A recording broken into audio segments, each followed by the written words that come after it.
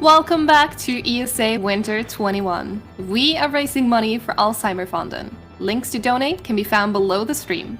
We would also like to thank Koei Tecmo Europe, Twitch, and ViewSonic for sponsoring this event. Now it is time for Tinnue running Super Valis 4. But before I let you take it away, we did get one more donation during the intermission. We got $25 from Anonymous saying, "Go Redheads, go!" And with that, the red hair color is in the lead. Is anyone going to try and snipe it within the minute that we try and get ready? Guess we'll see, but go ahead, start up.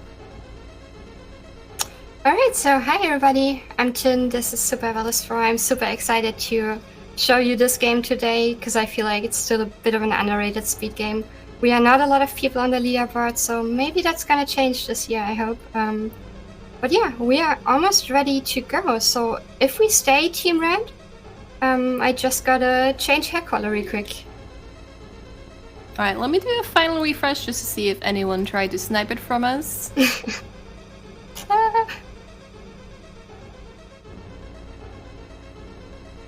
Alright, it is now closed and red hair won the bid war. See, I'm Team Blue by heart, but maybe the red is gonna bring some good luck today. Let's see. Okay, I'm gonna change hair color real quick. It's a bit silly, but you know, I thought if we do it 100%, so let's go.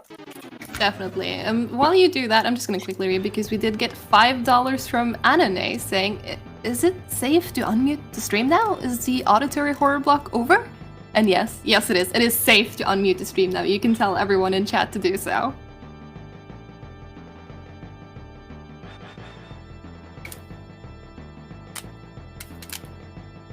Okay, you can see I'm total expert on Wix, but it's alright. So, we should be ready to go. I'm gonna go ahead and, oh no, wait, I can just go. Because for the alternate custom, you would have to restart the console and have both shoulder buttons pressed when you press start for the first time, just for anybody who wants to try out at some point. So yeah, we are ready to go. There's gonna be a little bit of a cutscene here. Timer starts when we gain control of the character. I'm gonna try and do a tiny bit of a countdown, but let's go. Team Red it is. I should have sniped in a donation myself. Alright, we are good to go in 3, 2, 1, go. So, welcome again to Super Valis 4. The SNES version, I say that because there is another version of this game, or another Valis 4 game, came out earlier than this one, for the PC Engine system. It's quite a different game. So the PC Engine version has a few more stages, you have more playable characters, whereas in this game we just play as Lena, but for Lena we have the 2 customs we can use. But yeah, quite a different game. For this particular game, for the SNES game, we have 2 versions though. You might have seen it on the menu already. We are playing the Japanese version. And there's also the US version, but the reason why we play Japanese, or the reason you only see Japanese on the leaderboard, is pretty much the same game. Same stages, same bosses, same music, everything. But there's one big difference, and that's damage. So take the damage we deal in this game, cut it down to half, and you have the damage you deal in the US version. So some of you might have played this game when they were kids, and you might remember it to be a lot harder than that. Your memory is definitely not tricking you, because there's more to it. So I don't know why they did it. Part of me really wants to believe that, you know, sometimes developers just love to see the player suffer. So maybe they sat together in a meeting like, okay, what else can we do, you know, to make the US version even more fun? And then somebody came up with the idea, hey, on top of only dealing half the damage, you know, let's just let the player receive double the amount of damage too. And then maybe eventually they all clapped and somebody was thrown out of the window. But yeah, stuff happens. That's the reason why we play the Japanese version. There's gonna be one thing I'm gonna try and explain right here. Start to explain because the stage is pretty short. After defeating the stage boss, you will see me get into a crouch animation before the screen turns black. The reason why is by doing so we unlock or we use a glitch that is called headless, and that one is important in a lot of spots in this game. It's gonna really help us out a lot. Basically what it does, once you activate the glitch, can already be assuming by the name of it. So headless is kind of like removing Lena's upper body part from her hitbox. Yeah, we're gonna go into crouch animation. What that does is two things, gives us two advantages. First one is, let's say there's an enemy above you shooting like a fireball. You can jump into that, like your head is like into the hitbox of the fireball, but you won't take damage because it doesn't register your head being part of your hitbox. The bigger advantage we have from that is kind of like it extends the height of your jump. Like, see these bridges we have on the screen? If I would be under one of those bridges and I would just jump up, my head would kind of like go through the ceiling. So that helps a lot jumping over certain enemies later on. But yeah, if we have time for 3 donations, 2-3 donations would be nice. Alright, let me take a look at what we got here.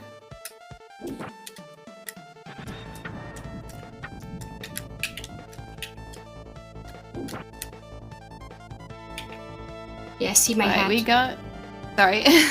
We got $5 from Cressy89 saying, Aww. Good like waifu, love your face. Probably best that Goku gets kept hidden today, huh? Then there's a winky face and a less than 3. Thank you so much for that donation. Oh, thanks, Cressy. That's all we got so far. I don't know, do you want me to read anything else, or...? One more if you have one.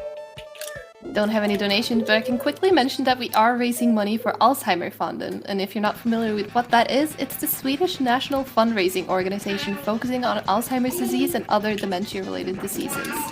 Their aim and purpose is to increase fundraising to the benefit of scientific research in order to find a cure for the Alzheimer's disease.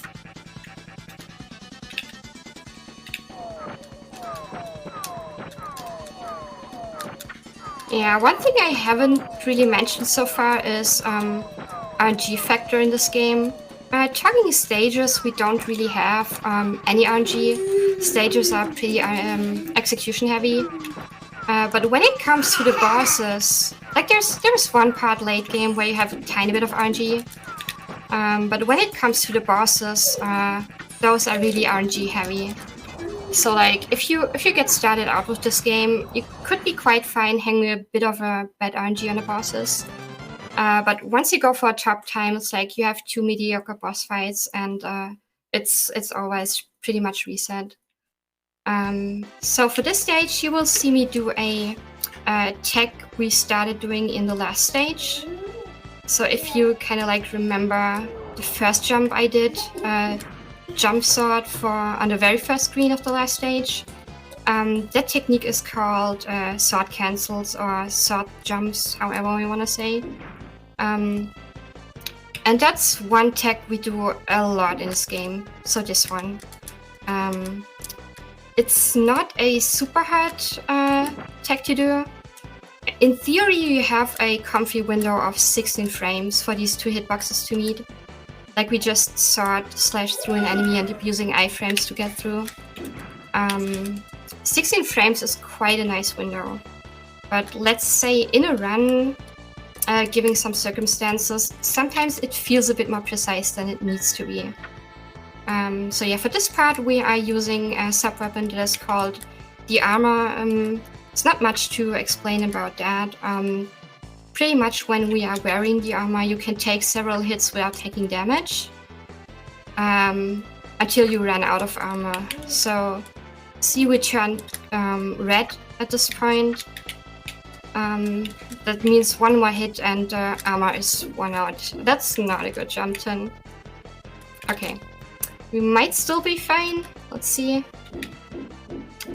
Ideally, you want to carry the armor until the boss fight in the stage. But yeah, that's only the first function the armor has.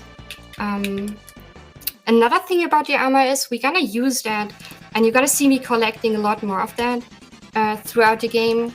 We are using the armor for the last boss fight. Not the way we're using it here, but we are trying to set up for an armor bomb on the very last boss. So the way that works is if you have an armor equipped already and you're trying to use another one, what it does pretty much is it creates a huge explosion, which deals a lot more damage than what you can do with Lena's sword. So if you fight the final boss of this game casually, it takes a lot of hits for his HP bar to even go down. That's why we're trying to use armor bombs in this game. So this stage, it's a bit of a pain in the ass. You have some spots where you can wait a tiny bit because the whole stage is on a global timer. But yeah, you see spikes everywhere. That's where the headless glitch also comes in handy a lot. Because a lot of times you just see me jump higher than what I could normally do. Having my head go like through the ceiling, extending the jumps. Makes it a lot easier to jump over enemies like this one. Also, you can kind of like get into these spikes and still be fine. Yeah, just like that, jumping over those. And if you see the game lagging, that's very bad. That's not because of anything we do, and it's not really anything we can change. It's pretty much just a game. The game really lags at that point, like a lot. But yeah, should be fine. Final boss of this stage. And we're already gonna do an armor bomb here, so you see how that's gonna look like. Yeah, see the health bar from the boss is kind of like gone within a second. And we are making use of that for the final boss. So we have one more regular stage coming up. Pretty amazing soundtrack too. But if we have one or two more donations, I'm fine with that. All right, we sure do. We got $15 from Ichimi07 saying, "Go Tins, go!" Thank you so much. Thank you so much for that donation.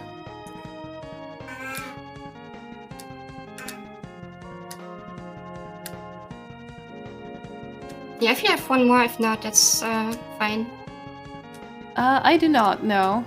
Okay. Wait, actually, as I say that, I got one. So we got $5 from Ice Region 91 saying, "Yo, Tin, good luck with the run. You got this." Thanks.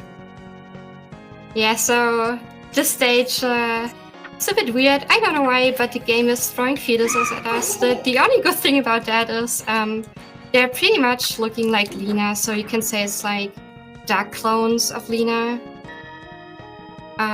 This screen is a bit tricky. The one advice I can give people starting out this game is try to do the same movement every time, because these fireballs, they are on a global timer, so if you mess up somewhere, your goal is to keep your armor until the boss fight of the stage. And if you jump different somewhere, you see these fireballs are in a different spot than what you are used to, and that might mess with your movement. But we made it. We kept the armor, which is really, really good to have. This boss, speaking RNG, that's one of the worst ones.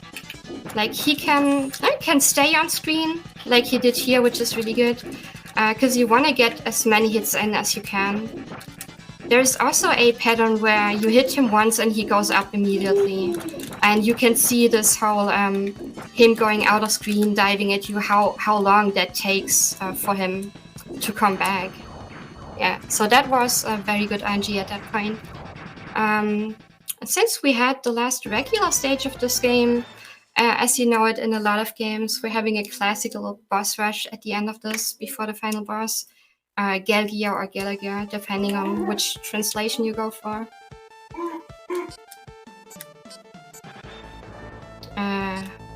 But yeah, it's not a lot bosses we can choose from. So we just take stage 2 boss again. It's called Dalgan, or the Tiger Rider if you want to say that. The only difference here is first time seeing him, we fight him with the Shockwave, which is, by the way, the strongest sub-weapon in the game. But since we're only able to pick up one Shockwave, we need that for the boss for the next boss coming up now. So only difference is we fight the first boss of the boss rush with the sword this time around. So this time we meet Medius again, which is stage 4 boss revisit. It's a bit bad for the eye. It's not as bad as in stage 4, but like for this fight, he's spawning his phantoms first, and then comes the real one. You can tell by how much the screen lags what he's gonna do. Like if he dives in like in a diagonal or from the side, you used to get a bit more lag.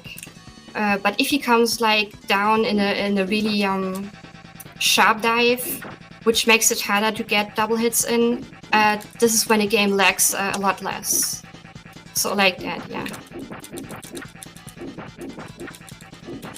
That's one of the bosses that's kind of hard to learn. Ideally, you want to try and get double hits in every time the real one comes down. So, last boss of the boss rush. And that's always nice to have. That's the same guy again than we got at the end of Red Moon. And that's the worst RNG we get. But should be able to deal with that. So what I'm doing here is I'm trying to get double hits in on him. If you start out the game, start running this game, a more safe version is you just wait for him to dive at you like that. And then you jump over him, turn around, and try to get 1 damage in consistently. These double hits require a bit more of a rhythm to do these jumps. There's a different setup though you could do. So the one I was showing here is what World Record holder and I do. But there is another setup where you can just stay and wait for him to dive at you. And then deal back-to-back double hits, but that's really, really precise to do. So I found the one I did easier to set up. But yeah, final boss of the game, Galgia or Gallagher, depending on the translations. You might have already seen some of the stages are called a bit different. Like normally you would say Crystal Pillar for the 5th one, but from the Japanese translation it's Crystal Pillar. So there's a few of those mistakes in the translation. But yeah, final fight of the game, really RNG heavy again, but we're gonna try and help us out with these armor bombs. So you really want to collect as many armors as you can throughout the game, so we can kind of bomb him to death pretty much. So once you get him off his throne, then wait a tiny bit, and now that he's on screen, we're gonna get out all the armor bombs we have. And you see his HP bar didn't take any damage so far, starting now. So if you play this game casual, and I haven't really said anything about the difficulties yet, so if you play it on hard mode, or if you play the US version, saying we do half the amount of damage, and you play hard mode, and you don't know about these armor bombs, this fight can take a long, long time. But we got good RNG actually. That's looking pretty good. Okay, time is coming up soon. Once the screen fades to black, should be time. Right, really nice RNG from him this time. I didn't expect that. She said so what and silenced. That's it already. That's Valis 4 for you. That was really good. GG. Well done. Thank you. What was time? Let's see. Looks like the timer is still going. It's not caught up with me at least yet, but it's somewhere just over 16 minutes. That's okay. Yeah, it's okay to take.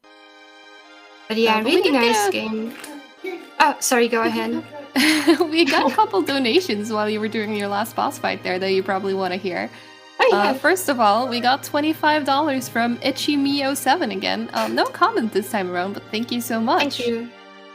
And then we got $10 from Evil Bloody Eyes saying, Aw. Tinsy, you rock this. You are the best. Thank you so much. And then we also got $5 from Tanda saying, finally Tin is showing her real hair, so I have to donate. Good luck on the run. Thank you. And that was amazing. And this happened a few donations back, but we also hit 10k total raised for Alzheimer Fund during ESA, which is absolutely amazing. Thank you so much to everyone that has donated so far. And before I let you go, Tinnue, do you have any final shoutouts you want to make? Where can people find you? Yeah, I want to do a quick shout out to my Valis, my Castlevania 4, and my Aladdin crew as always. Because I think one thing that's really, really good if you are new and you get into speedrunning is if you don't meet any toxic communities, but instead you meet people that are super welcome and everybody is willing to help you out and push each other. And that's what makes speedrunning a lot more fun. And I'm glad I got so lucky with all my communities so far. But yeah, also, of course, shout outs to everybody donating for this because it's for a good cause, and I really do believe that we all together we make a difference. So it's really, really good to see what we as a speedrun community can do together and can make happen. So that's really, really good to see. Thank you so much, everybody, for donating for the great cause. And yeah, thanks for having me, Isa. Maybe we can do it again in person one time. Would be nice. Thanks, Charlie, for keeping me company this time. No problem at all. Thank you. So we are going to have a quick intermission because we do have more amazing runs coming up. Up next is JKL87 with Roland's Curse. So while we're getting that set up, I do recommend that everyone take a moment to stretch and get something to drink, and remember to stay hydrated, and we will be right back.